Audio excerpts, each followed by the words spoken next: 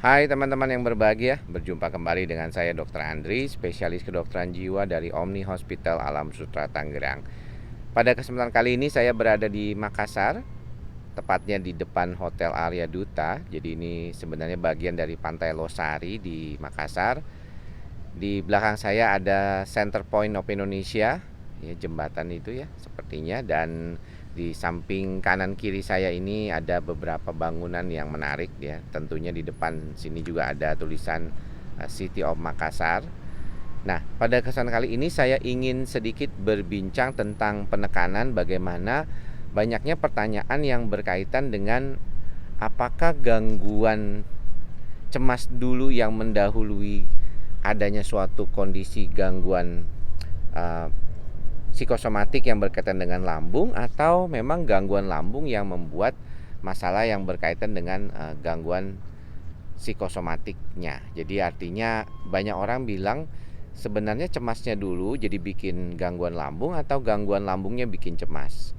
Nah, di berbagai video yang pernah saya posting sebenarnya ada beberapa penjelasan tentang hal ini, yaitu di mana kasus-kasus gangguan lambung memang seringkali ada duluan. Misalnya GERD, di mana ditandai oleh adanya heartburn dan juga adanya kondisi yang berkaitan dengan regurgitasi atau adanya keluarnya cairan ya ke daerah mulut ya, seperti rasa asam seperti itu, dan itu bisa terjadi sampai pasiennya terbatuk-batuk.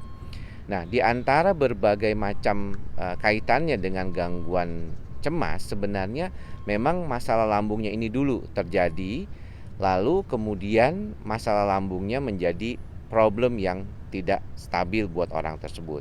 Nah, sehingga kalau kita melihat banyak di antara pasien-pasien yang mengalami gangguan lambung yang cukup lama, akhirnya dia mengalami suatu kondisi kecemasan. Nah, ini tidak heran karena sebenarnya gangguan kecemasan dan lambung ini berkaitan dengan yang kita namakan brain gut axis. Jadi ada kalanya kita melihat kondisi gangguan lambung itu sendiri membuat orang itu mengalami gangguan kecemasan, dan begitu juga sebaliknya ada beberapa pasien dengan gangguan lambung seringkali itu merupakan akibat dari gangguan paniknya atau gangguan kecemasannya. Jadi tidak heran kalau kita melihat kasus-kasus itu seringkali bersinggungan. Nah, biasanya pasien minta untuk melakukan pemeriksaan aktif dulu yang berkaitan dengan lambungnya, misalnya USG, abdomen, kemudian juga lebih sering memang melakukan endoskopi ya, baik dari atas atau gastroskopi maupun dari bawah yaitu kolonoskopi. Nah, ketika tidak ditemukan hasil yang signifikan, biasanya pasien akan bertanya-tanya apakah ini suatu kondisi yang tidak bisa sembuh, dan akhirnya ada beberapa orang yang mengalami gangguan kecemasan dan bisa berakhir dengan konsultasi ke psikiater. Sebenarnya fokus masalah gangguan lambung sendiri yang berkaitan dengan dispepsia fungsional tentunya harus mengerjakannya dengan kerjasama dari dokter penyakit dalam bidang gastroenterologi dan juga psikiater. Karena kedua bidang ini yang dianggap paling punya peranan bagaimana menyeimbangkan kondisi di lambung itu sendiri. Kita tahu bahwa 60-70% kasus gangguan lambung memang berkaitan dengan dispepsia fungsional, dan itu biasanya tidak ada masalah organik di dalam tubuhnya sendiri. Nah, ketika kita berhadapan dengan kasus-kasus seperti ini, mudah-mudahan kita bisa memahami bahwa mengatasi gangguan lambungnya saja seringkali tidak cukup dan harus mengatasi juga gangguan kecemasannya. Pada berbagai macam kasus, kita melihat bahwa ada beberapa hal yang penting harus dilakukan, terutama berkaitan dengan terapi gangguan cemasnya. Tentunya bukan hanya dengan pengobatan, tetapi juga dengan cara melatih agar diri tidak terlalu kembali mengalami gangguan kecemasan itu sendiri.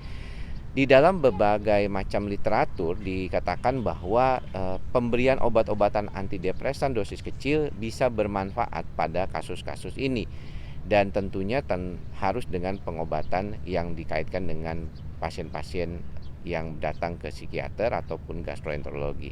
Jadi kalau kita lihat memang ada beberapa hal yang penting harus dilakukan, bukan hanya dari sisi gastroenterologinya saja, tetapi juga dari sisi psikiaternya juga.